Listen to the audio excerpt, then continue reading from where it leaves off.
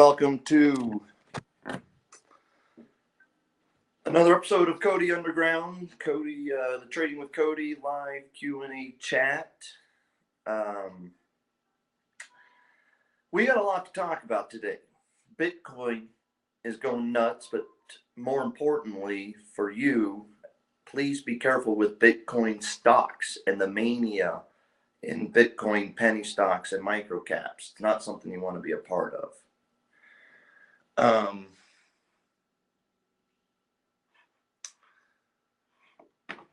want to make sure that my live stream is, there it is. It's live now on YouTube also.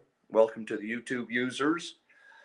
I think there's about a 30-second delay, maybe 10-second delay between what I am saying to you on the I Am Cody Willard app. Go download the I Am Cody Willard app, the app stores, and what plays on YouTube. So, at any rate, it's a meta world. I can talk and watch on two different platforms all at the same time. All right, let's talk Bitcoin though, and Bitcoin stocks. It seems, I just finished a book, by the way. Go buy my new book before you do anything in Bitcoin. Before you risk any of your money in Bitcoin or Bitcoin stocks or blockchain or Ethereum or Litecoin or Dogecoin or Ripple or whatever else is related to the cryptocurrency ICO world. Go read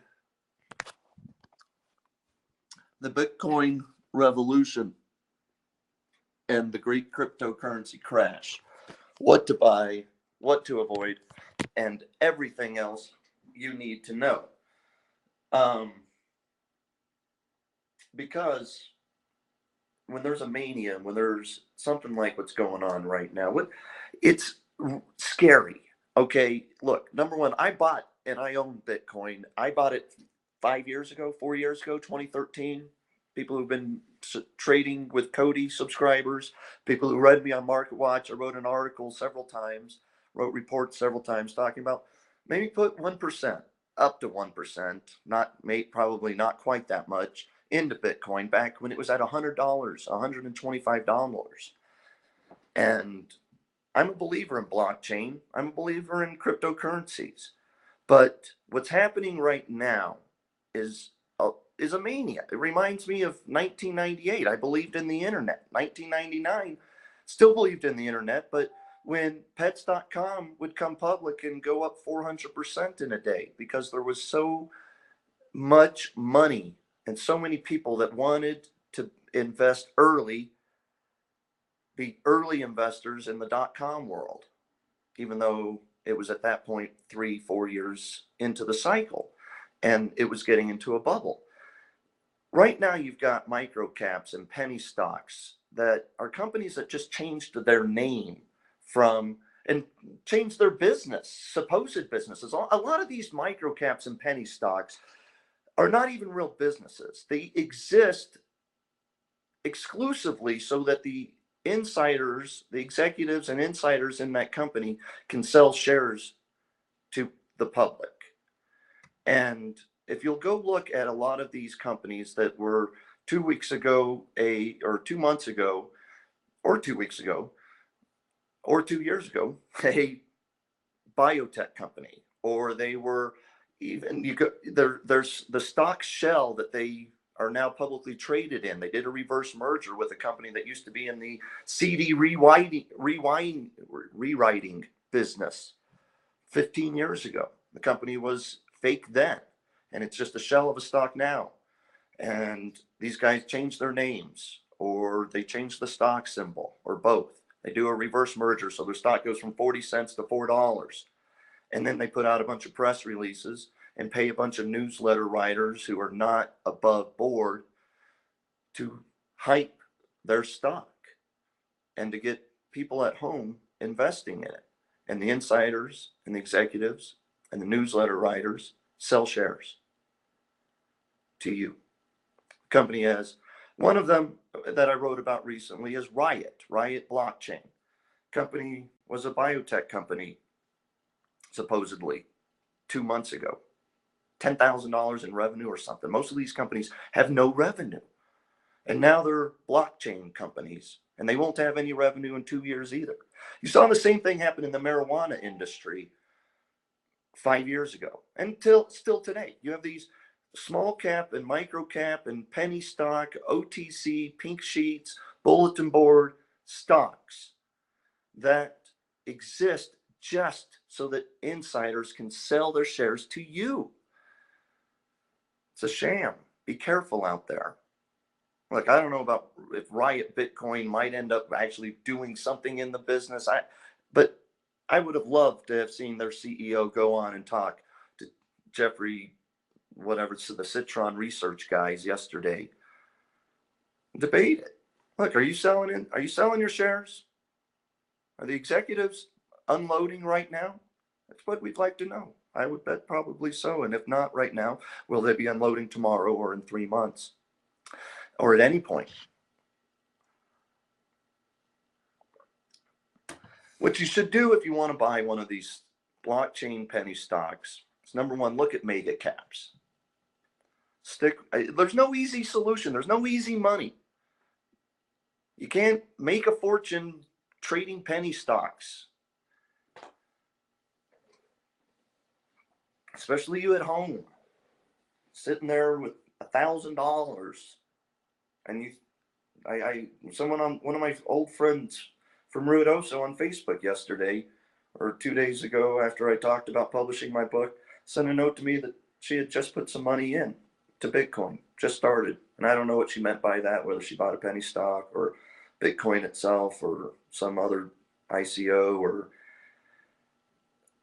cryptocurrency or whatever, but she said I hadn't done any homework. And she even said, shame on me, I probably should have done some more homework before I put the money to work. And I sent her my book for free. It's an old friend. You can get the book at Amazon, by the way, or go to tradingwithcody.com. It's $3.49.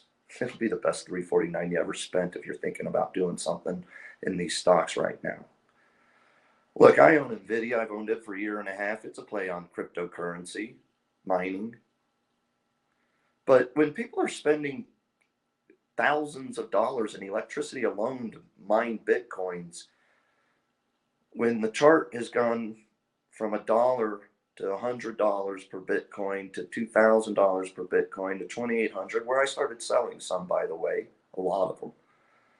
And now at 16,000, was up at almost at 19,000 a few days ago, 2 days ago when my book came out. And the point, look, guys, I do believe in Bitcoin. I still own some. I've been selling it. I'll take some of the money off the table. We have a huge run. Nice profits.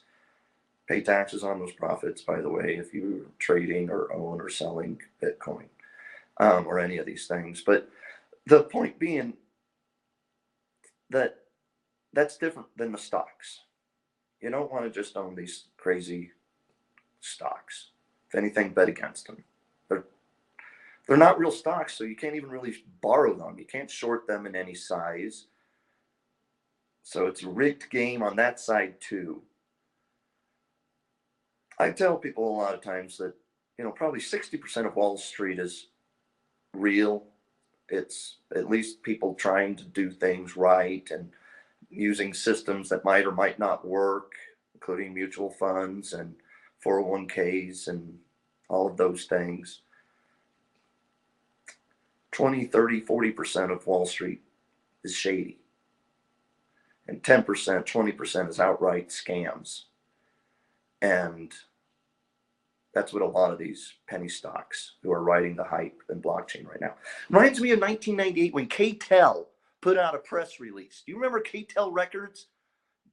Anyone 30, 40, maybe 40 and older? I bet we all remember K-Tel infomercials and commercials. And in 1998, 1999, when there was the same sort of mania going on in the dot-com world, even if you believed in .com, it didn't mean that K-Tel, when they announced that they were opening a website and the stock went from $1.50 to $25 in 3 days or something like that. When that happened, that doesn't mean that that's a good thing. It doesn't mean that .com stocks are a great buy. And look, I'm generally bullish on the stock market still. So it's not like I'm bearish. I still own Nvidia. I've owned it since 30. I've owned it, Google, Apple, Facebook, Amazon. Own some smaller caps. I mentioned it 2 weeks ago on this live stream, Under Armour. Stock's up 15, 20% from its recent lows when I was talking about it. 25, 30% were Trading with Cody subscribers, and I actually bought some. And it's not like I'm selling all my stocks and I'm bearish or something, but it's not like I'm selling all my Bitcoins, but I am selling some. And I suggest people do. Don't think it's a great time to buy Bitcoins, but if you do want to own Bitcoins, if you want to own cryptocurrencies, as I talk about in my new book, The Bitcoin Revolution and the Great Cryptocurrency Crash, which is available on Amazon and on tradingwithcody.com, I talk about that. Maybe buy 1/3 of however much you want to own, because it is possible that Bitcoin itself doesn't crash. Even if I expect these penny stocks and this mania to end, and this bubble that we're now in this week probably truly living in the Bitcoin mania world, even if I expect that to die down and crash, doesn't mean that Bitcoin is going to go back down to 3,000 or something. I think it will, frankly, and I'd probably buy some more, which is the point. Wait for the crash. Don't buy in the mania. I don't know. Obviously, my other point is that there is no easy money out there. Be careful. People on Wall Street, people not on Wall Street, traders in general, sharks are out there. And you at home who have never traded stocks or just occasionally get involved, last time you traded stocks was in the dot-com mania. That should tell you something. Don't do it. Be careful, please. Public service announcement. Do not buy penny stocks. Very rare exceptions. Do not buy bulletin boards or pink sheets. Just be very careful with your hard-earned money. Buy the book, I guess. I don't even care. I don't need your $3.50. Just be careful. All right. Questions. I've got a whole bunch of emailed questions and chat questions. Got people on the phone here, Trading with Cody subscribers. Anybody on the app would like to ask me a question? I'm sure a lot of you are having problems logging into the app, getting the app to work. I've got an update coming. Got a whole fix, a whole new thing, a whole look, a new look, new design. Shout out to King Lee. Great designer, great CTO, the IM app. All right. Questions on the phone? I'm going to go in here to the chat room, I guess. I bet we've got some questions from Trading with Cody subscribers that are not Bitcoin related.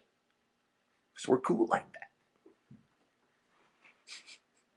that. For the cat chat. For the cat, Cody. For the chat, Cody. For the chat, Cody. Nice move post earnings on BlackBerry today. Another stock that we bought a few months ago, I guess around 9 or 10. Hit 12 today, 10%. Cody, nice move post earnings on BlackBerry today. You've been lukewarm to negative on this name, even though it's one of your holdings. Do you like it any better now? You know, here's the thing about that quarter at BlackBerry and the company in general. Handset sales dropped once again. I mean, they used to do billions of dollars a year in handset sales. You remember the BlackBerry devices just 10 years ago. And by the way, Trading with Cody subscribers and I shorted RIM. I got like 80, covered it at like 25, 20, and ended up buying some at 8. Nice trade. Never get complacent, never get cocky. It's a tough business. It is. I have many losing trades too. But let's get back to winning on BlackBerry. The revenues on handsets hit $9 million in the last 90 days. That means they did $100,000 a day in handset sales. This company that did tens of millions of dollars in handset sales a day 5 years ago, 10 years ago.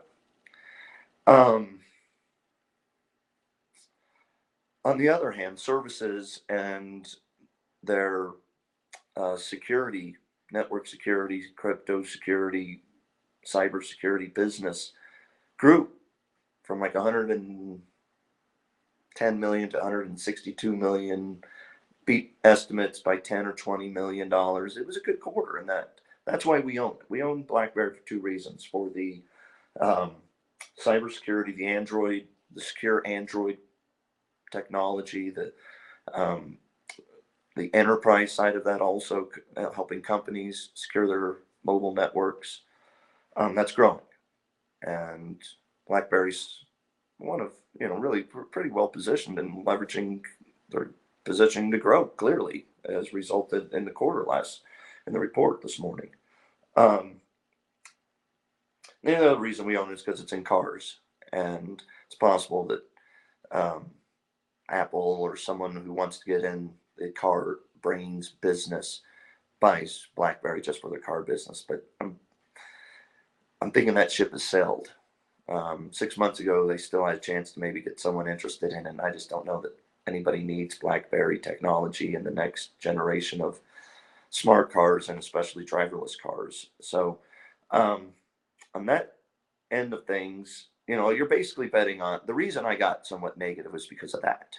And over the last 6 months, this car side of the business has gone nowhere. And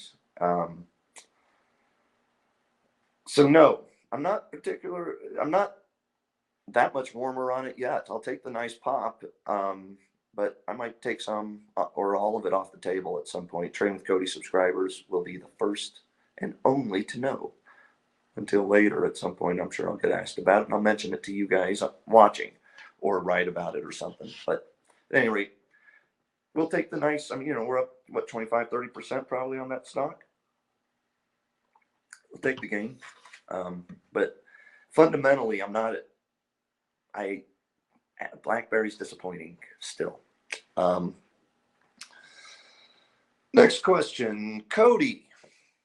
I'm not staging these, okay? This is another real question, okay? We got a lot of great stocks that have gone up at Trading with Cody. Subscriber says, Cody, UA seems to be up nearly 30% from the time you nibbled your first tranche. It's a very small position for me. Should we nibble more or take profits or hold? Look, I probably going to nibble a little more. I didn't get a full position built up in that name. That's, I like to buy stocks in tranches. I don't like to rush in and buy a whole position. I do sometimes, exceptions to every rule with your money. But I don't like to just jump in and load up on a stock or something. And so I do think Under Armour is still a great opportunity, and I probably should buy some more. Again, I'm thrilled to be up 30%. Although, sometimes when I buy stock and it drops real quick for no reason, 10, 15, 20%, I love to buy more. And over the years, we've had probably, I don't know, we have 8 or 10 stocks right now in our portfolio that are up hundreds of percents, over the last several years. And a lot of times we did buy some early on, that even more after it goes down. I like to sell my losers, but early on, if I trust my analysis, which I always obviously do before I buy a stock, I might, I take some belief that over the next 3 to 5 years, I've got an edge on my revolution investing analysis and work it out from there. Anyway, yeah, I might nibble some more Under Armour.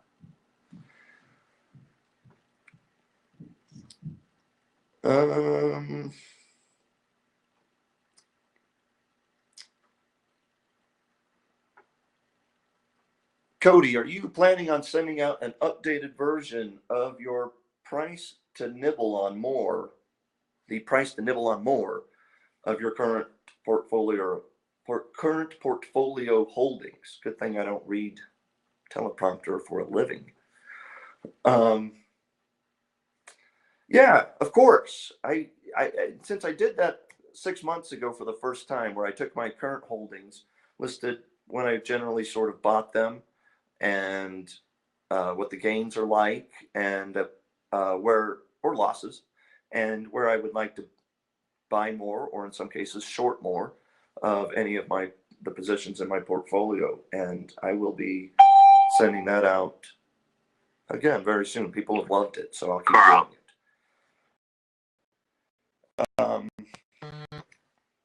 Ask me a question. I've just opened it up to invite there. Carl and or anyone else on the phone, Trading with Cody subscribers, if you have a question, please ask away. Okay. What made you so positive about Under Armour? Well, I'm just a genius, really. I mean, a lot of geniuses out there right now. One of my favorite sayings on Wall Street, by the way, is don't ever confuse a bull market with genius, or don't ever confuse genius with bull market. And look, I was patient on Under Armour. I mean, clearly that stock was at like 60 and I didn't buy it. I long thought that Under Armour could become a stealth app, a stealth technology play, because they spent a couple of $1 billion several years ago buying app related companies and fitness and wearable related companies. And I like that. I like that about them. But what happened, and it's just, I like to be opportunistic when it comes to trading. And that just, when the stock dropped 80% or 85% from its highs over an 18-month period, and they had problems, and they still do. I mean, look, we're not in the clear. The stock's up 25-30%, but if they blow another quarter or two, that stock can be right back to $10, where 10.50 or wherever we were buying it was. But the point being, one of the things is the stock got down below one-time sales. They do $5 billion a year in revenue. This is Under Armour I'm talking. The stock got down to like a $4 billion market cap when it was at $10. And that valuation made it look, if you have faith in the brand at all, then it's probably cheap enough you should be buying some. And then the fact that there's a revolution technology potential on it makes that even more compelling to me as a revolution technology investor. And that altogether, I mean, it just sort of like, hey, the stock's down 85%. The brand's not going anywhere. It's at less than a one-time sales. When the first, when I wasn't buying the stock, it was at 8 times sales, 6 times revenues. And now it's at, one time, probably 1.2 times, because it's rallied 30% from where I bought it when it was just slightly under one-time sales.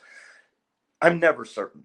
I'm never certain on my money, never certain. When you buy a stock, when you invest in any company, you're betting on other people.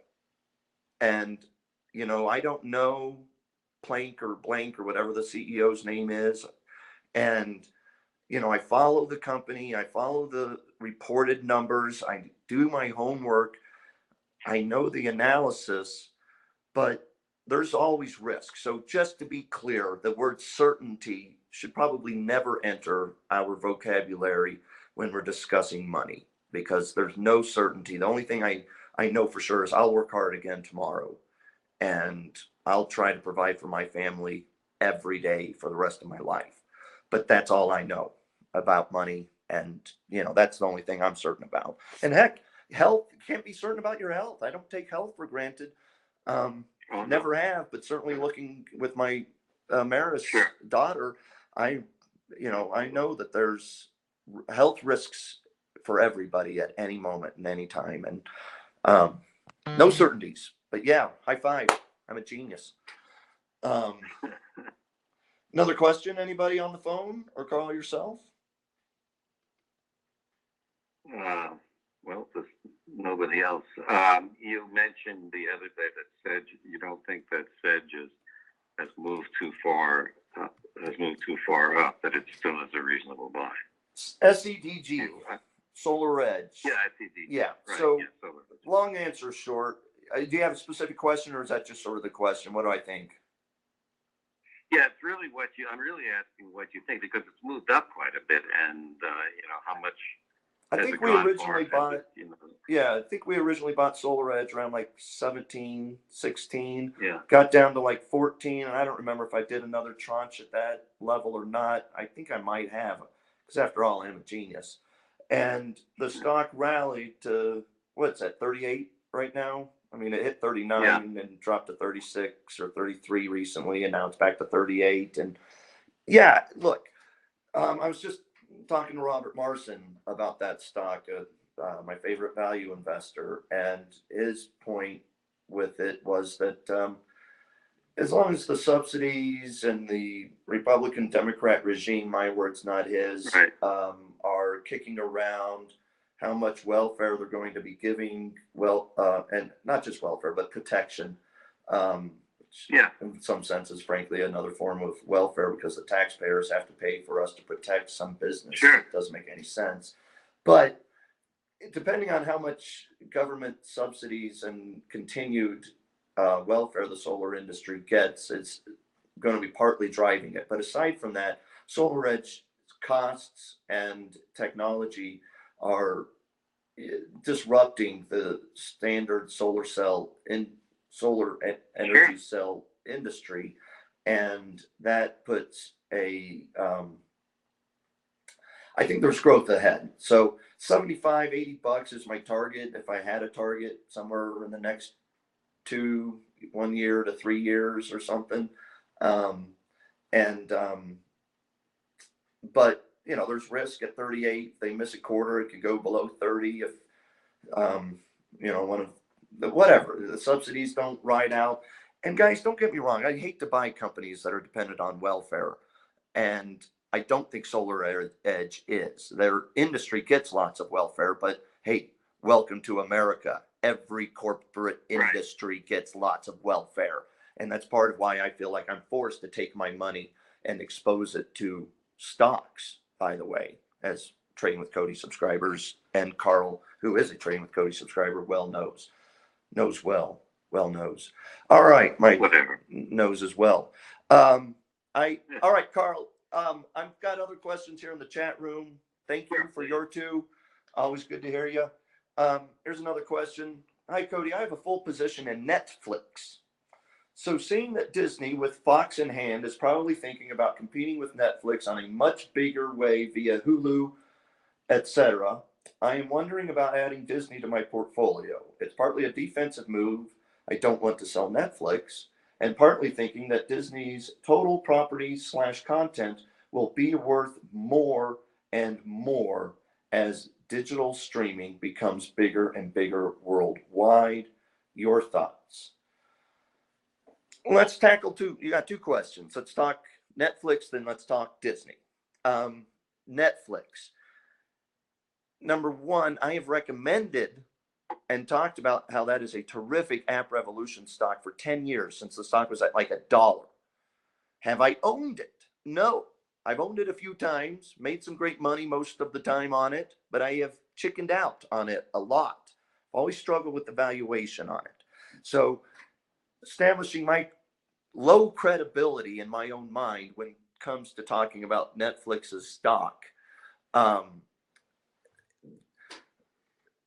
The fact is that I spend a lot of time in Hollywood these days, and I have one too many conversations in Hollywood with agents and managers and producers and publishers, etc., in the industry that talk about the amount of money that Netflix and Amazon and others are willing to throw at big names, and just to put their name on a project, on a new potential Netflix series. And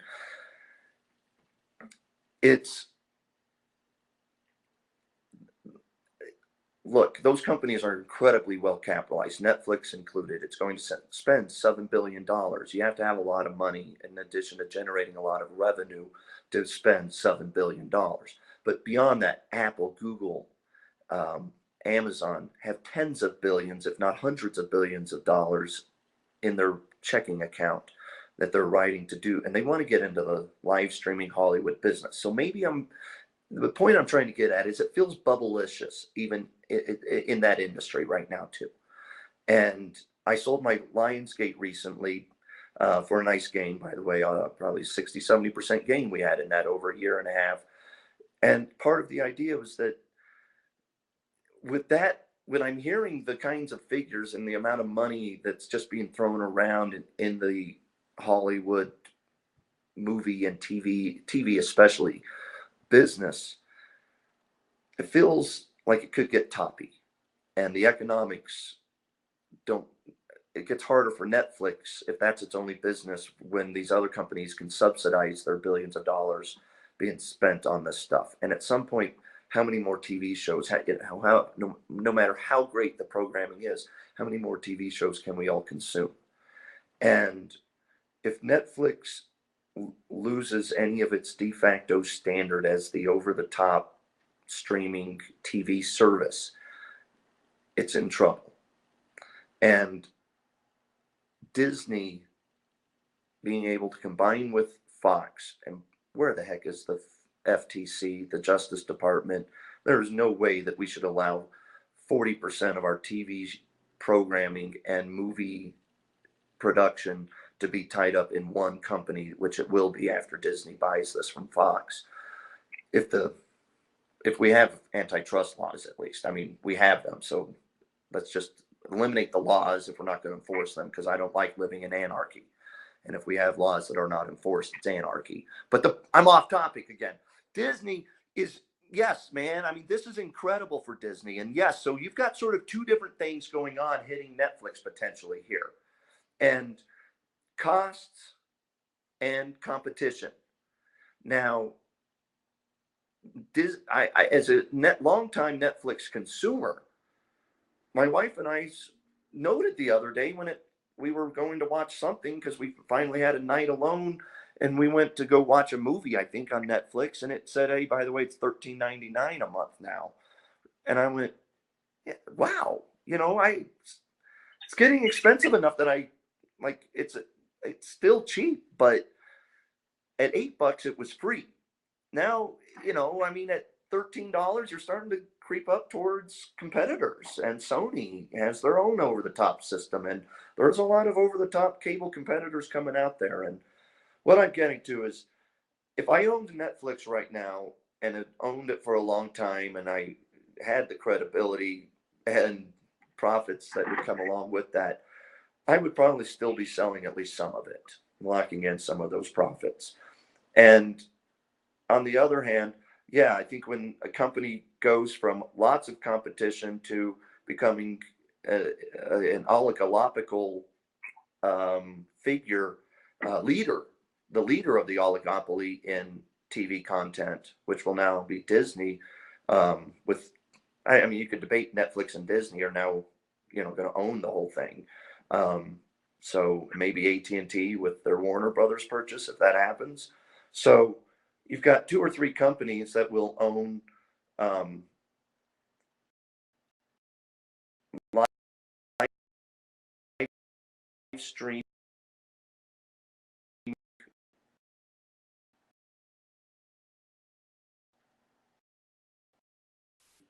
I think we'll have the opportunity to on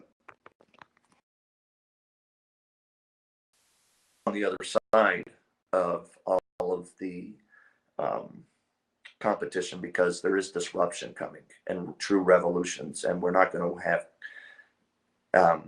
even just the idea of apps and searching and stuff, new ways of broadcast technologies coming down the pike.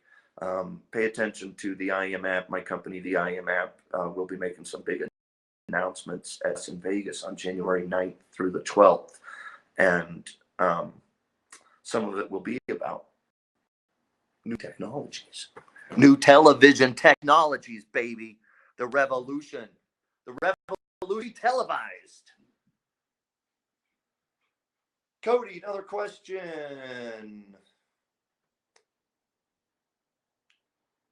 The tax bill has tax bill passing has caused the, could that last a while, do you think? Look, gaming near term, market rotations and sectors being stronger relative to other sectors, that's not my game. And that's a tough business, and trying to make profits off of doing stuff like that is probably a bad idea, in my humble opinion. Humble being the operative word. That,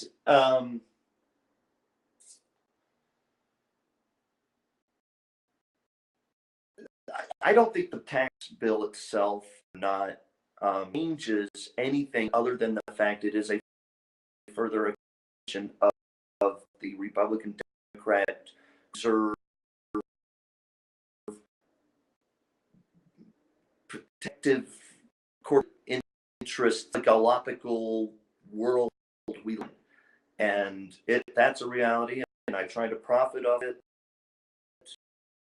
and I try to fight it, and I hope someday that this world is different, but it's not right now. And whether it benefits industrials more than technology, maybe. Look, no corporation's paying 35% tax rate right now anyway, and the 21% they're cutting it to is going to save several hundreds of billions of dollars over the next 4 years in corporate taxes.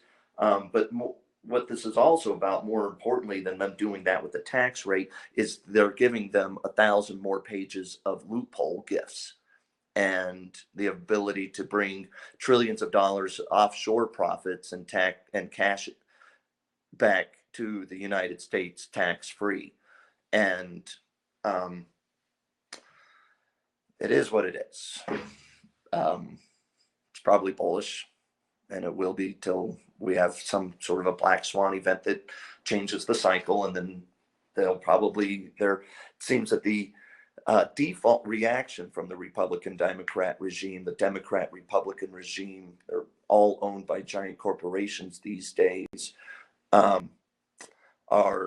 is to protect those giant corporations and the banks. And if there is a crisis, their instinct, how do we bail out the banks? How do we make sure that whatever they're doing right now can be absorbed in the economy by all the middle class and at-home taxpayers that we are raising taxes on right now? And don't get me wrong, there's something I want to make sure. I'm not pro-Democrat. I am anti-Democrat every bit as I am anti-Republican. I remember 2008, 2009, when Pelosi and Schumer and Obama, who are Democrats, were bailing out and celebrating bills that had thousands of pages of bank bailouts under the name of regulation. And they would say, we didn't read this bill. We got to pass it to be able to read what's in it. And now you got Corker doing the same thing, who's a Republican. The Republicans are in power today. You think Trump or any of these, Corker or Ryan himself, have even read the entire 1,005 pages? And if they did read it, do you think they actually went to the 700,000 pages of other tax code bills that the new 1,000 pages make reference to when they go, on page 79 in paragraph 6 in the bill from 1977 that we passed, we're going to change the word have to may to. They're going to make one subtle change to one word in a bill that was passed 30 years ago and say that it's somehow simplifying the tax code and helping people at the middle class. It's not.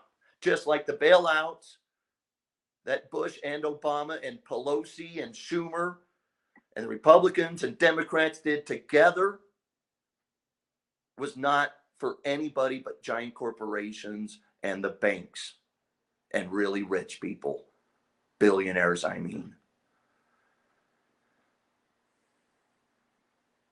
It's ridiculous. Look, I am no Ralph Nader advocate, acolyte, but I watched a fantastic clip from Ralph Nader explaining how the Democrat Party was hijacked and destroyed and corrupted starting in 1978 when they started not just taking, but taking and going after corporate money. And I mean, look, I'm more libertarian than I am anything. And I'm not a libertarian because I want to be a free thinker in all scenarios. I want to question every group mentality. But I do know, with every fiber of my soul, I know I'm doing God's work when I talk about how Republicans and Democrats have been completely corrupted. And we have to change that system. And it's not easy. And I can't sit here and tell you, hey, all you got to do is go vote third party next time and things are going to be okay. It's harder than that. We're talking about an entrenched system that has been here for 100 years, since 1913. They started passing the Federal Reserve and the income taxes. And it has been a slippery slope over 100 years, which accelerated 30 years ago with Reagan doing his first so-called tax reform, which in many ways was the first time the Republicans and Democrats came together under the banner of corporatism. And I'm preaching now. It's supposed to be about stocks and making money. Doggone it. It upsets me. I see people suffering. I see middle-class people working hard and being overtaxed. And I see billionaires paying no taxes. And I see small businesses struggling to pay 30 or 40% taxes, while giant corporations are paying 2% or sometimes getting negative tax rates. GE, 2009, 2010, 2011, net welfare recipients paying no taxes and getting billions out. Meanwhile, we have people who are hungry. We don't have facilities. We don't have after-school programs. And look, again, I don't think the government necessarily should be providing any of that. I think it'd be a lot more efficient if they let churches, and churches shouldn't be tax exempt either, by the way. They're using our roads. But I think it'd be a lot more efficient if we taxed churches, charities. But if we didn't take so much money out, if everybody just paid 5, maybe 10% taxes and not income, just sales tax. I don't know. Whatever it is, there's better ways of providing services. There'd be more prosperity if the government was not involved. The one thing I do believe is that every time government gets involved in business or trying to reward social behavior, it gets corrupted. So it's not easy. And doggone it, I would have loved for Democrats to still be left. So at least I would understand what they mean by right and left today. But in today's world, I don't even understand right and left.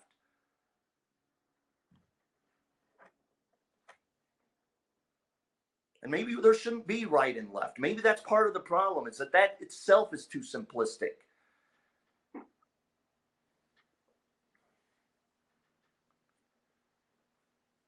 Things are hard. Politics should be hard. I just know that there are people suffering.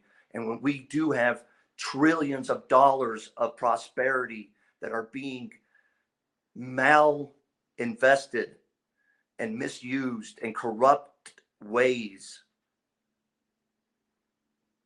you don't have free markets. I struggle as a small business owner myself, paying the tax, paying the 40%, 45, 50% total taxes that I pay every year. And I look at Apple, at which I compete and or partner with, in an oligopolical status, able to charge 30% at the App Store, with Google charging 30%. There was competition, it'd be 2%. And then they don't pay taxes, and I do. And it's hard. So I show up every day and do it again, not giving up. I hope you guys will join me, because what the system is right now, I don't want to be a part of it. I don't want to tell my grandchildren I was a part of it. I'm not even talking about the wars yet, but yes, that too. How is it that libertarianism has somehow also gotten associated with like this fascist white supremacy thing, by the way? Don't let the supremacists, the white supremacists, hijack libertarianism, okay? I don't want to be a libertarian. I don't want to be a part of any group, but just come on. And even liberals and Republicans and Democrats, don't pretend that libertarians, don't be a part of the problem. Don't say that libertarians are racists, because part of libertarianism itself would be that you don't want to mess with anybody. You don't care, white, black, Asian, whatever. Man, I don't know why I'm talking about all this. I feel like a preacher. I'm stopping. Next topics. Cody, now that Trump is going to be, oh, come on. I just tried to get off of this topic. Now that Trump is going to be signing the Tax Reform Act, do you see a steep sell-off? Not necessarily a steep sell-off, but look, long story short, I do expect a sell the news reaction to this bill being passed. We have spent the last year and a half of Trump and Republican control with everybody saying tax cuts are going to be bullish. Stock market should go up because of tax cuts. That has gotten priced in. And a lot of times you do see a sell the news reaction, whether it's a sharp reaction or even just a flatlining, a stall in this incredible bull market and the more recent year-long rally that we've had is up for debate. Heck, the idea that there's a sell the news reaction is up for debate. Clearly, I don't know, but that's what I do expect. I bought some puts recently in some of the indexes, or at least one index, because I'm trying to hedge a little bit for a sell the news reaction. I think we're just about there. I probably should do a little more right now. Tradingwithcody.com if you want to see when and if and when I do that trade. More questions, people, more questions. I know I got some here in the email. Anybody on the phone have a question?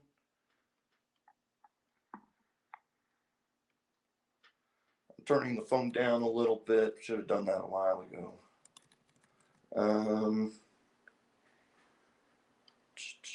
Where is this question? Question. There it is. Oh, doggone it. It's the Netflix question. The guy emailed it also. I knew I'd gotten an email right before this call.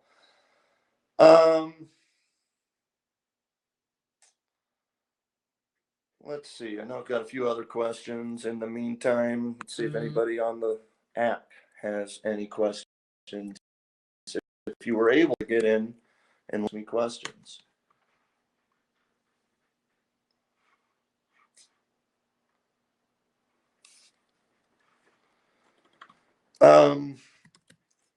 Something else I suppose we should talk about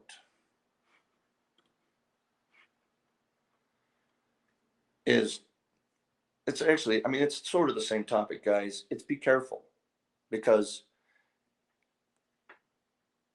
these manias don't work out for the retail investor, the folks at home either. Does it ever seem like nothing works out for the guy at home?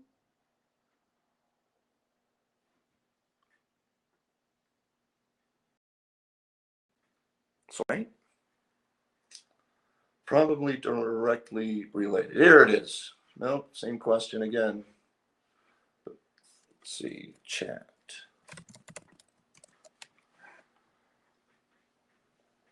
All right, guys. If there are no other questions, Carl, you want to ask one more before I go? Anybody on the app want to ask a question? I think that I answered everything, didn't I, Carl? you're thinking seriously about buying another foot in one of the indices? Oh yeah, absolutely. I think look, everybody I know wants that bill passed because they think the bull market will be continued partly because of it, and it just look.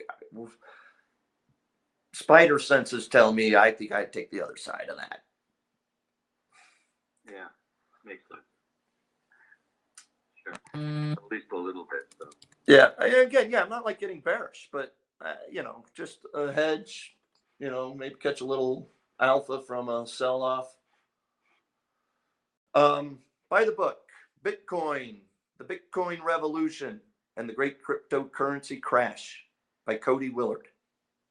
Available on Amazon and on tradingcody.com. And I'm sure all of you on the app, I thank you all. And I got questions. Got questions coming in here. There's a new question just popped in. Good timing, Dimitri. I don't know Dimitri, but he just emailed me. Can you elaborate, Cody, where revenue for Palo Alto Networks is coming from? I would like to understand the company has a large enough potential pool of customers. I appreciate your email, Dimitri. We will edit it before we send it on, guys. What he's basically asking here is, what is the story with Palo Alto Networks and its customer base? And look, they are a corporate enterprise business, sort of like what BlackBerry wants to be now. And Cisco is another example of that. Juniper, the companies that sell to large enterprises. And Palo Alto does that. And the main thing I like about Palo Alto Network is that they 30-40% top line revenue growth and very high margins. And when you talk to corporate managers, I think Palo Alto Networks cybersecurity crypto business is sort of like the IBM of 50 years ago. People are like, hey, can't get fired hiring IBM. That was 50 years ago, 70 years ago. These days, 2016 and corporate 2017, almost 2018. Get with the day, Cody. You can't get fired hiring Palo Alto. Help you with cybersecurity. Next question, Cody. What are your thoughts on China's piling debt? Could it be a black swan event? What metrics to look for in particular? Debt in general, China, U.S., everything. It is a non-factor until it is a factor. And the main thing I would look for when trying to keep an ear on the ground for the next debt crisis, if that is going to be the black swan, is a spike or crash or both happening subsequently in any particular order in the rates. It's the magnitude and the speed with which the move happens that matters with debt. So if rates drop to 0% suddenly, that'll probably be a sign. I mean, the stock market will probably be crashing at that point too, because that would be a sign that there's something crazy happening. If rates drift down slowly over 2 or 3 years or 5 years to zero, which they were back in 2009, they were, and that didn't kill anything. It helps giant corporations and banks, by the way. But very low interest rates, or somewhat higher interest rates by themselves are probably not what is going to drive the next or be the next black swan. It'll be a spike or a crash in those interest rates, and maybe some volatility happening. You end up with exposed banks and investment bankers and securitized industries with the banks doing things they shouldn't be doing, that would probably show up. Here's one more question. Yo, from New York City. How about we move off tech for a second to Caterpillar, Rio. Look, I like to invest in secular growing industries. I don't like cyclical industries. And I like disruption. I don't like companies that are just hoping that there's a strong economy and that they'll get higher margins and blah, blah, blah. That cycle plays great while it does, but long term, I don't think Caterpillar. I actually wrote an article about this 12 years ago. Caterpillar or Apple, and compared the outlook and why I owned Apple and not Caterpillar. Now, 12 years later, Apple is more cyclical than it used to be because it got so big, but still in secular revolutionary businesses. So, for the most part, I stick with tech, and I do have like Under Armour and other companies that are not technology, a biotech player. Yeah, I've got no interest in Caterpillar or Rio or FCX or USCR, especially at this point in the cycle. Just seems like it'd be a crapshoot. I've talked for an hour, 56 minutes to be exact. Feel the smoke coming out of my ears. Peace, love, and happiness, everyone. Have fun typing this up, Piper. It's going to be a heck of a transcript. Stay tuned, Trading Cody subscribers. We'll get it out to you. Thanks for tuning in. Bye.